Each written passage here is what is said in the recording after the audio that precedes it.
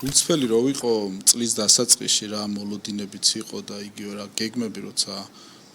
დაგეგმა მიდიოდა მიმდინარე წლის გაცილებით უარყოფითი მოლოდინები არსებობდა ვიდრე დღეს გვაქვს სახეზე ხო ნუ იანვარი ვიცით რომ ისედაც რაღაცა პასიური თვია ხოლმე და კლება ფიქსირდებოდა ნუ თებერვლიდან გაიზარდა მოთხოვნა და არ ვიცი ხა ჩვენც გარკვეულ ასე ვთქვათ ვაკვირდებით ამ ყველაფერს ვთქვათ რისი შედეგია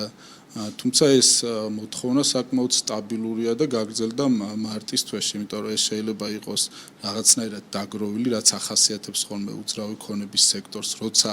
რამოდენიმე თვე არის პასიური და ესე იყო ვთქვათ დეკემბერი და იანვარი და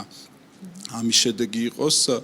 ასევე უყურებთ დეპოზიტებს ბანკებში რაც შემცირებულია და ამის ფონზე მოხდა ვთქვათ იგივე უძრავი ქონების მოთხოვნის გაზრდა რაც ერთის მხრივ ნიშნავს რომ გარკვეული ნდობა არსებობს უძრავი ქონების მიმართ და როგორც აქტივი ბევრად მყარია ვიდრე თუნდაც რამოდენიმე წლის წინ იმიტომ რომ მე მახსოვს თუნდაც 2008 წლის კრიზისი სადაც ნდობის მომენტი საკმაოდ დავარდა